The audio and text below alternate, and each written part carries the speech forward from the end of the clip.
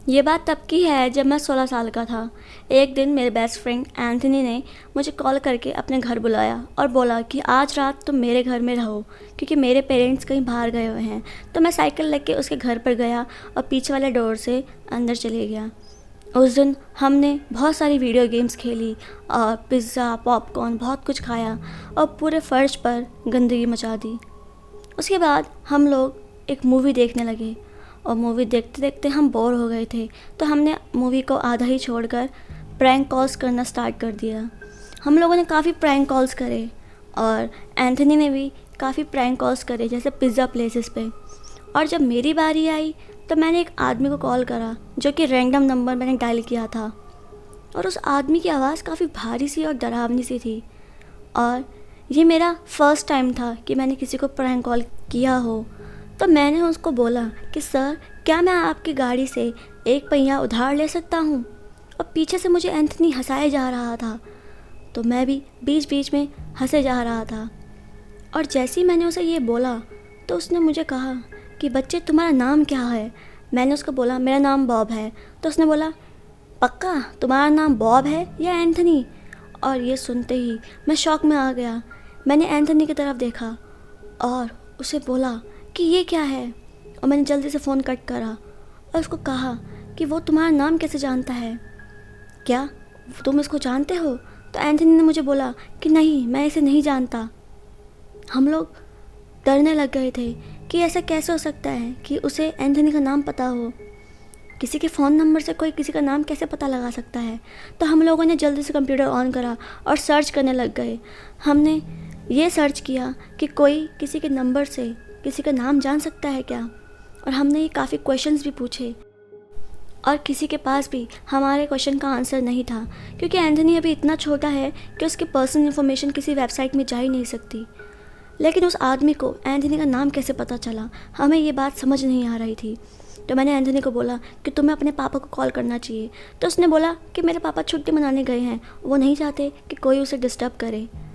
तो उसके बाद हम लोग लिविंग एरिया में वही मूवी देखने लगे और हमने सोचा कि आज हम लिविंग रूम में ही सोएंगे।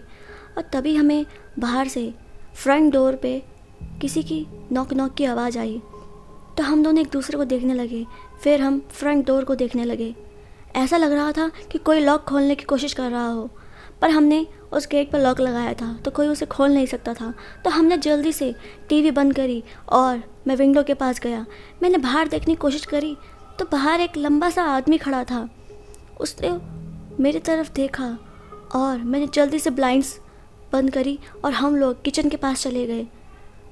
और तभी हमें आवाज़ आने लगी बाहर से। ऐसा लग रहा था कि कोई अब पीछे वाले गेट से अंदर आने की कोशिश कर रहा है। मुझे याद आया कि मैंने पीछे वाला गेट बंद करना भूल गया था। तो एंथनी ने मुझे बोला कि तुम जाओ और गेट बंद करके आओ। और जैसे ही मैं बाहर की तरफ गया, मैं चौंक गया। मेरी पूरी बॉडी फ्रीज़ हो गई, क्योंकि वो आदमी दरवाजे के पास ही खड़ा था। शायद उसने मुझे नहीं देखा था, क्योंकि उसका ध्यान दूसरी तरफ था। मैं वहाँ से जल्दी से एंथनी के पास गया और एंथनी को बोला कि हमें जाकर ऊपर वाले रूम में जाके छुपना चाहिए। और जैसे ही हम ऊपर गए, हम लोग छुपने की जगह ढूंढने लगे। हम लोग उसके बेड के अंदर जाके छुप गए। उसका बेड पूरा चादर से ढका हुआ था, बाहर से हमें कोई भी नहीं देख सकता था।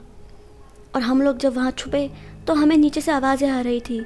वो आदमी हर एक रूम का दरवाज़ा खोल खोल कर चेक कर रहा था। और तभी हमें आवाज़ आई कि वो आदमी हमारे ही रूम के बाहर खड़ा है। उसने गेट खोला और वो अंदर की तरफ आया। और जैसे ही वो अंदर आया, एंथनी की सांसें तेज़ हो गई। वो आदमी जाकर अलमीरा चेक करने लगा।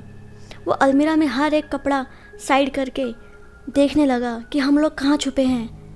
एंथनी की सांसें बहुत ज़्यादा ही तेज़ तेज़ होने लगी थी। उसकी सांसें इतनी तेज़ थी कि कोई भी उसको सुन सकता था। वो आदमी जैसे ही हमारे बेड के पास पहुंचा, मैंने उस एंथनी का मुंह बंद कर दिया ताकि आवाज़ें बाहर तक ना जाए। और तभी रूम में एकदम शांति हो गई। हमने सोचा शायद वो आदमी यहाँ से चले गया हो। तो मैंने एंथनी को बोला हमें यहाँ से भागना चाहिए। और जैसे ही एंथनी इसका जवाब देने वाला था, पीछे से उस आदमी ने बेड के नीचे से एंथनी को बाहर की तरफ खींच लिया। वो आवाज़ मैं सुनते ही डर के मारे पागल हो गया। और जैसे ही मैं बाहर गया, मैंने देखा कि उस आदमी ने एंथनी का गला पकड़ा हुआ है।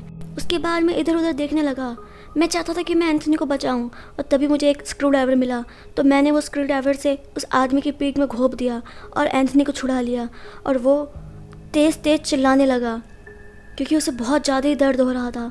और तभी मैं और एंथनी घर से बाहर भागे। हम सोचने लगे कि हम कहाँ जाए, क्योंकि उसका जो पड़ोसी था वो काफ़ी दूर रहता था। तो हम जाके जंगलों में छुप गए और देखने लगे कि वो आदमी कहीं हमारे पीछे तो नहीं है। और जब हम घर की तरफ देख रहे थे, हमने देखा कि वो आदमी पीछे वाले गेट से बाहर आ गया है और बैकयार्ड एरिया में हमें ढूंढ रहा है। उस समय इतना अंधेरा था कि वो आदमी हमें देख ही नहीं सकता था। पर जैसे ही उस आदमी ने अपनी शक्ल हमारे तरफ करी तो हम लोग उस झाड़ियों के पीछे छुप गए। और एंथनी ने मुझे बोला कि हमें यहाँ से भागना चाहिए, क्या पता उसने हमें देख लिया हो। तो हम लोग वहाँ से भागने लगे और भागते भागते हम लोग की सांस फूल चुकी थी। हम लोग और ज़्यादा नहीं भाग सकते थे, पर हमें अपनी जान बचानी थी।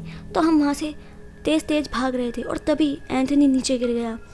तो मैंने सोचा कि हमें थोड़ा वेट करना चाहिए, पर तभी उस आदमी की भी हमारे पीछे पीछे भागने की आवाज़ आ रही थी।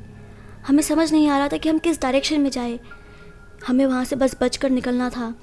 तो मैंने एंथनी को बोला हमें यहाँ से भागना चाहिए, अगर हम आज नहीं भागे तो आज हम उसके हाथों मारे जाएंगे।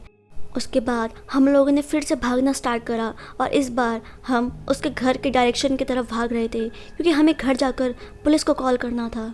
और जैसे हम घर पहुँचे, इस बार मैंने पीछे वाला गेट लॉक कर दिया और एंथनी ने सीधा पुलिस को कॉल करा और पुलिस को पूरी कहानी बताई।